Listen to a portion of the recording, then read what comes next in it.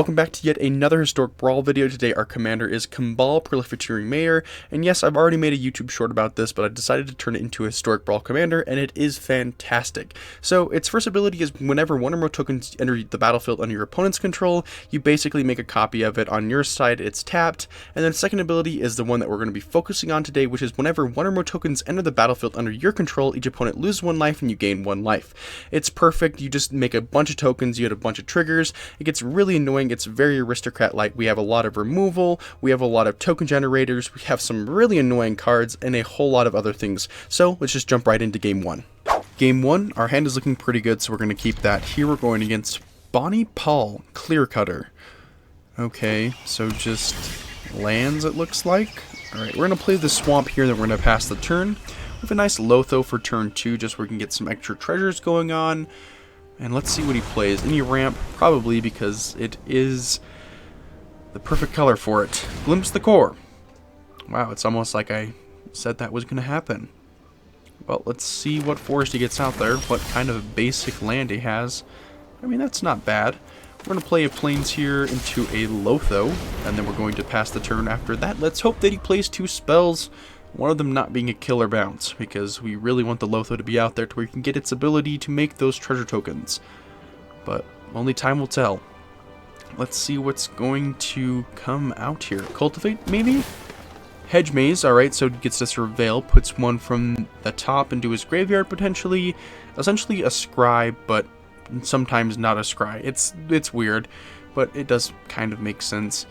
Let's see what is going to come out there. Nothing.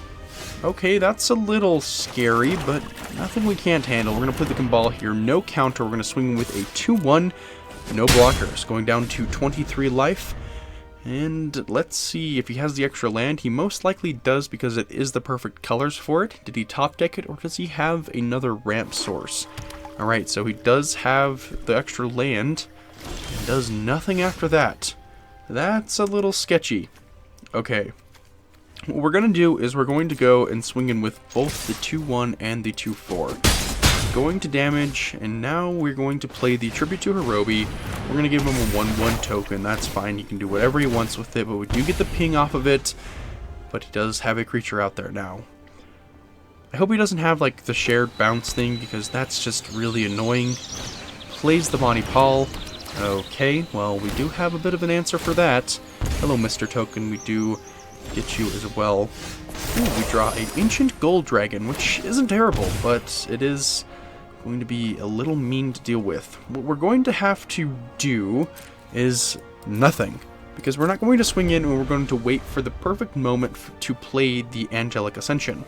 He's going to be coming in with this huge bow, a huge ox. Alright, that's interesting. He's going to be coming in with that, and that's going to hurt a little bit, but we can make do with that. Is he going to swing in? Let's see if he does. Okay, swings in with the 6-5 and the 7-7.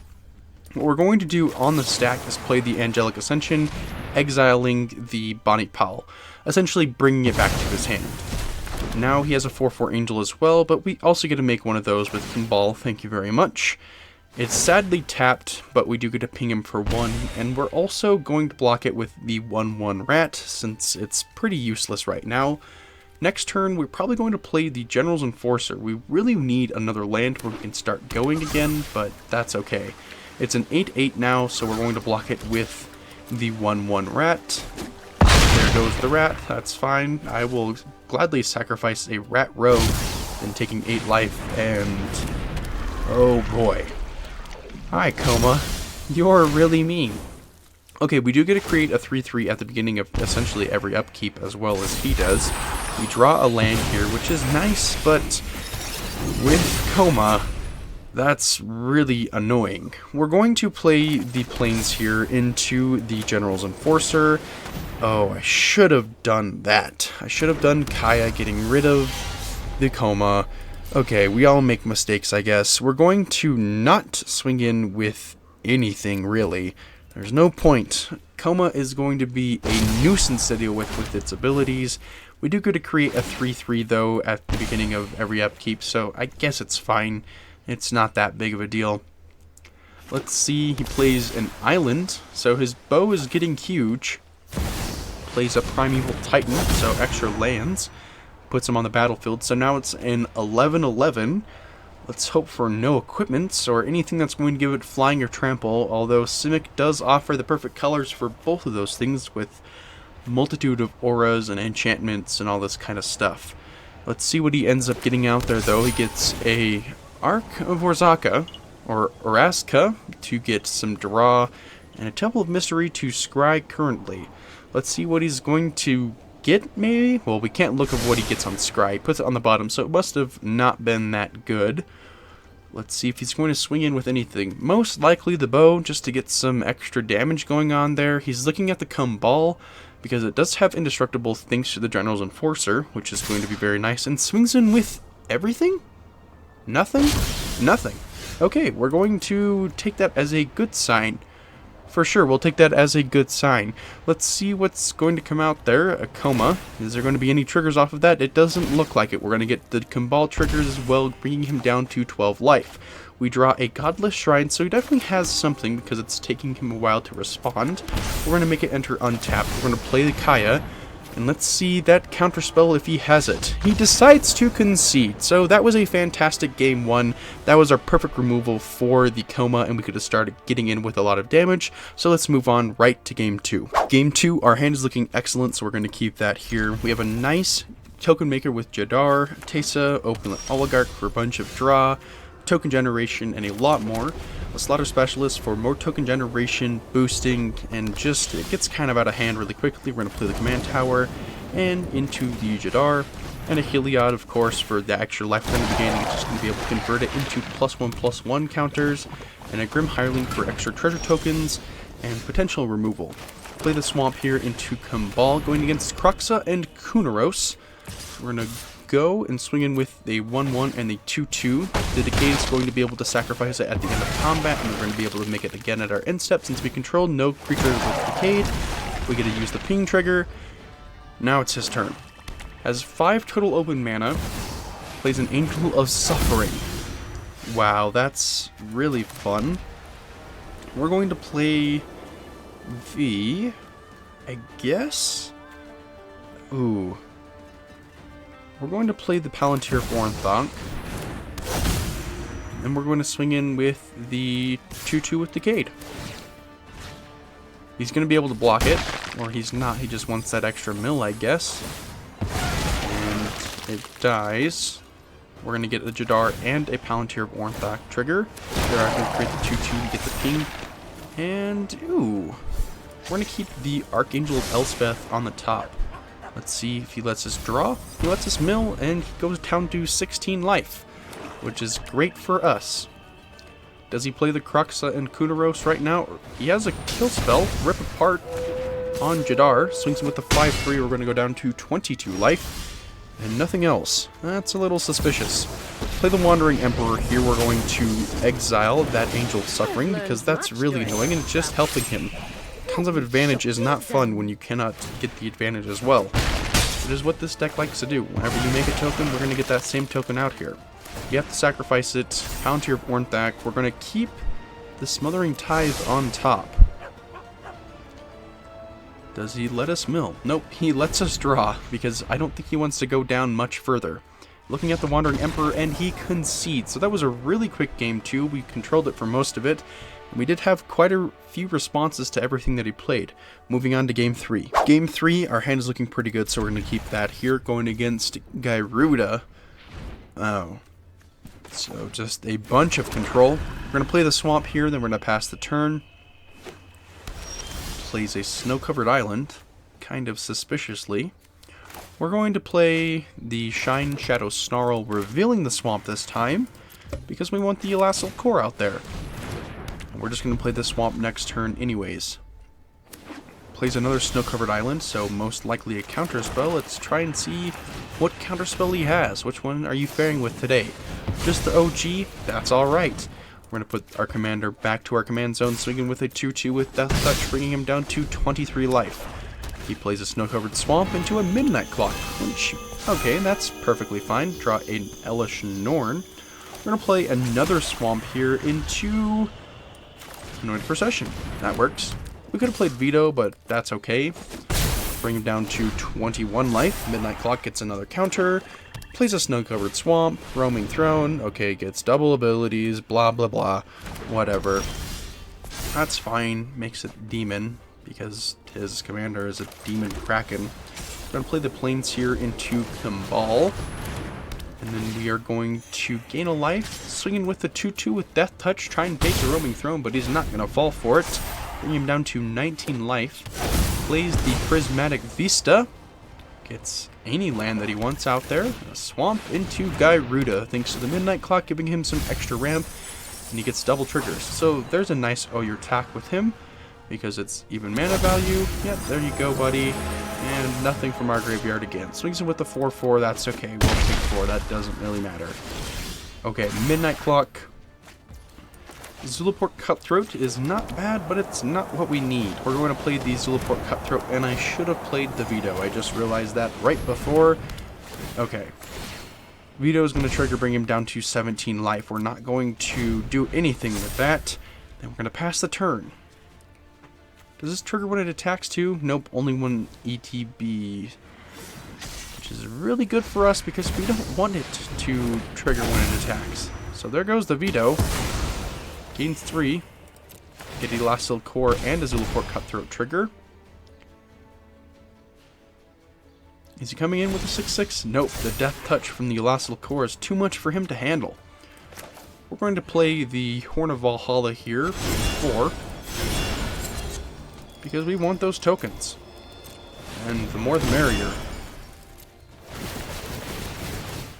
Sweet. So we have 8 1/1s now. We gain a bunch of life. We're up to 34. And we're going to pass the turn. We really need another land here for this nice little pretty Elish Norn here. Because that's going to be fantastic to deal with. Midnight Clock again. Tribute to Harobi. I mean, it's nice, but it's nothing special. We're going to play the Alenda here. And I guess we'll also play the Horn of Valhalla. Just so we can boost, I don't know, something just ridiculously. We might play a Tribute to the Harobi, or Tribute to Harobi. Okay, so he counters it, brings the Anointed Procession back to hand. And that's a lot of triggers from Gyruda. Okay, Noxious Gearhulk. Alright. Yeah, we'll put our commander back to our hand, that's fine. Yep, Elastil Core will trigger. Loses 2 life, we gain 1. Okay, Gyruda triggers again. What are you gonna get? Okay, another Noxious Gearhulk. Okay, kills the Elastil Core. Gyruda is triggering again. This is kind of crazy. Okay, Thassa, alright. Gyruda triggers again. Is he gonna get anything? Nightmare Shepherd. Okay, Gyruda triggers again. And again. Okay, we're down to 53 cards. Ooh, we get all Gyrudas too. So we get to do the same thing. We're going to choose that one. Yay! And now those things happen. So we're going to lose some life. Ooh, what did we hit? And Ulamog. Oh, that's nice. I'm going to play that. That's always so fun. Ooh, a Jin Gataxias as well? Heck yeah. We'll play that. Did we hit anything again? Oh, Grim Hireling. Nothing else. Huh. Well, that went by way quicker than I thought it was. Play the Horn of Valhalla. And then we are going to not do anything. We're going to draw 7 at our end step. How nice. But we have to discard 3. We are going to discard the Skrell's Hive, the General's Enforcer, and the Wedding Announcement. We do not need those. Alright, Midnight Clock triggers, he's up to 10, which is perfect for him because, well, look at the amount of cards that he has in his graveyard. Quite a bit. Gets the island out there. Our game is lagging from how much is happening out here, which is crazy. Gristlebrand. Ooh, that's annoying. Swings in for a total of 10. And a 5-4. And a 5-4. Is the other Noxious Gearhulk going to come out there? Nope, okay. So we're going to double block the 2 menaces that are going to be coming in. And we're going to be forced to take, well, 10 damage here. That's okay. We'll take the 10 since we don't have anything else. The game is lighting up with the amount of stuff that's happening on the screen, which I've already said, but it's super funny. And we're going to lose a bunch of life, but so will our opponent. So we'll stay alive just a little bit longer. I'm gonna go up to 20. He goes up to 26. Thassa blinks. Hyruda again. Okay. We have 30 left. He has 33 left. Makes another midnight clock. He now has 29. He has to discard his whole hand thanks to our, but his Jin-Gitaxias. Play a Plains into, well, let's have some fun here. Elish Norn. Hello, Miss Boost. Swing in with everything we got. Let's see. Well, he's going to be able to kill some stuff and gonna take some life. We'll just swing in with the Ulamog, actually. And yeah, just swing in with the Ulamog. Exiles the top 20. There it all goes. 9 cards left. Oh, but the midnight clock is going to save him. Oh, that's really annoying. We have to draw 7. We're down to 18. We have to discard for hand size. We're going to have to discard 6. We're going to discard the Tribute to Hirobi, the Bastion of Remembrance, the Command Tower, the Swamp that we have, the other Elish Norn, the Command Tower, and that works. That's a lot.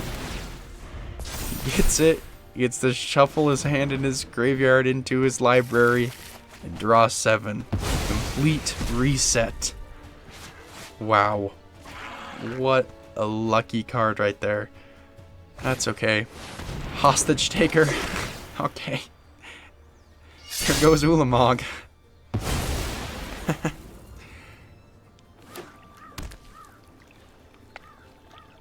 What's he gonna play? Urtai Resurrected. Okay. So it just dies. Then he also gets to kill something, which is going to be our Elish Norn. So we're going to take some damage here. And he gets a bunch of triggers from Nightmare Shepherd, which we're going to take even more life from that. Ouch. So there goes basically our whole board. We're going to take a ton of damage. I don't think we can win this one with how crazy it's been, but we always have to lose some. But this is quite a fun match. Alright, that goes Zilliport triggers, Pain Ripper triggers, draw a card. I think we're going to lose to Mill, which is really funny, because we'll have no cards left. Swings in with everything. I'm not going to block, that's just really fun. So that was just a fantastic game that just went all over the place. This has just been fantastic. We can't win every game, but this game, I don't know if there was much of a scenario either of us were expecting a good outcome from. But we're going to move on right to game 4. Game 4, our hand is so flip a coin. We're going to keep that. That's a lot better. Our last hand, I don't know if we could have got that extra land.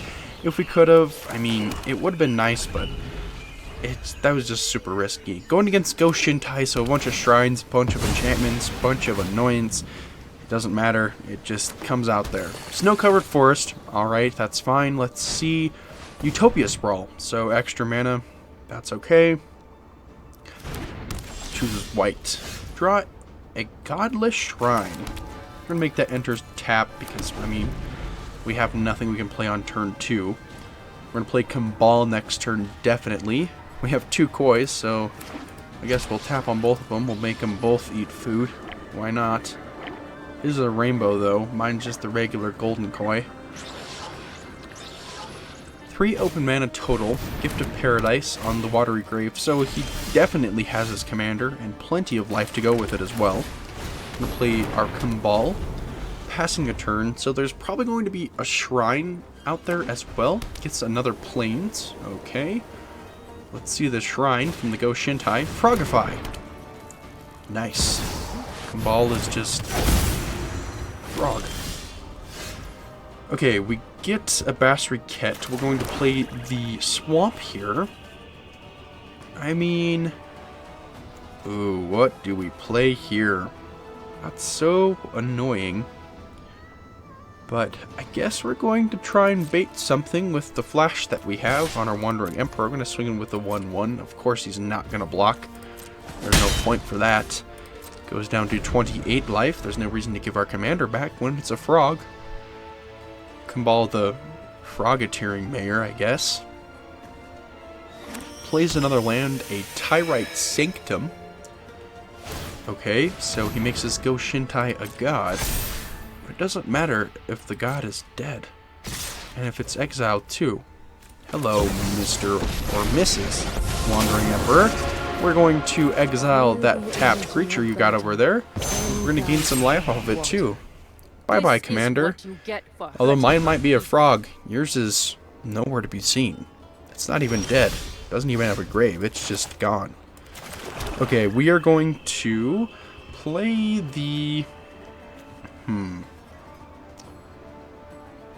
going to play the Delney here, where we can get double triggers, as well as the Elastic Core. I should have done that backward, but that's okay. We're going to boost the Kambal. We're going to make our Frog Commander a threat. Okay, it goes down to 26 life. Let's see what he ends up playing. Does he play his commander again? Most likely, because that's basically its whole engine. Shrines can't exist without having the Shrine Maker out there. Let's see if that's what's going to come out there. Maybe something else? Okay, Go Shintai of Ancient Wars. That's fine, just another shrine to where you can ping us. I think that's what that one does. Yeah, that one pings us. I think all the reds ping us. Pops our Wandering Emperor. Well, you did very good for what you were out there for. Draw Basriket. He could make this just boost the Kambal up, which is, I think, is where it's going to be heading. We're going to play the Bastion of Remembrance as well, to where we can create a 1-1 and just have essentially a Blood Artist out there, but one-sided, so a Zulaport Cutthroat. Gonna get double triggers from Elastic Core thanks to our Delney. Now we have a 3-3. Kambal's coming big. And now it has Indestructible too. Coming in with the 3-3. Let's see if he blocks. Probably not. Tyrite Sanctum. Okay. But it doesn't matter if it has Indestructible. Even if it does have First Strike. Go Shintai. Okay, makes the 1-1 Shrine. Yep, we get that. We get that they're going to be really annoying. Let's see if he swings in. Nope. He has 4. Perfect for Basri to die. It's fine, we'll just make him waste it on that. We're going to play our Plains into the Halo Fountain. And we're going to keep the Horn of Valhalla for later. We're going to swing in with the Kambal. Going to untap it, essentially giving it vigilance. And I just realized a semi-big mistake. His First Strike. But if he kills it, we'll get it back to our hand, which is kind of what we want. We have no fear if it dies. None at all. Are you going to block with it? Are you going to block with the Go Shintai of Ancient Wars or of Life's Origin? Nope, you just let it keep coming through. When the Horn of Valhalla hits next turn, it's going to be a different story. The question is do I make the soldiers? Or do I just play it out there on the Kambal, boost it up by 5, so it's an 8-8, essentially with vigilance with our Halo Fountain. It's going to be a really annoying frog to deal with. Guy's Blessing. Okay. Not what he wanted off of it. He wanted me to mill it, which we don't have much mill in here, especially for our opponent. Go Shintai is going to come in here. We're going to block with the, well, 1-1, which is fine. I could have blocked with the commander, but just watching that get really huge is going to be fantastic. Goes to end step. Okay, deals 4 to me. Going down to 27. We draw an Angelic Ascension. We're going to play the Horn of Valhalla, not the Ysgard's Call part of it. Just the more fun and annoying part of it. Huge Frog's going to come out there. 7/7. Hello, my friend. Huge Frog, it's actually going to be an 8/8 now, thanks to our Halo Fountain. Does he have a removal for it? Or is he just going to Tyrite Sanctum to boost his Go Shintai? Of either one. Alright. Going to gain some life off of that. Double triggers thanks to the Delny. He's just going to block with the 1/1. Yep, he does. Perfect for us. Going to pass the turn after that. Let's see what he ends up playing. Ooh. A nothing land. Does he have anything else in his hand that's worthwhile? Okay, there's another shrine. It's to make a bunch of creatures, which would be so nice if we had Kambal out there. It does nothing else. Okay, so the question is do we Angelic Ascension our own commander to get it back and play it? And the answer is yes. We're going to get that back. Thank you, Kambal. We're going to gain some life. Play the Kambal. Get some more life. And now he's going to regret his life decisions of playing the Haunted of Life's Web. Well, great job making your 5/1/1s, but we also get those 5/1/1s. Gets Frogify back. Okay, that's fine. We still get the trigger. That's okay. And that's a lot of Elastil Core triggers. So we're going to gain 10 life, which is fantastic. I forgot Go Shintai can do that.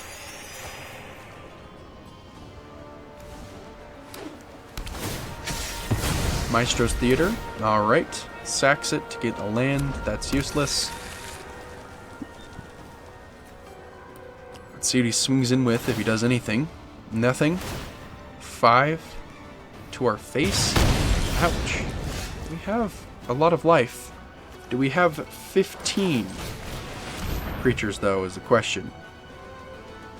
And the answer is a most likely no. Elastil Core is going to gain us some more life. Let's see how many we have. 1, 2, 3, 4, 5, 6, 11, 12. Okay.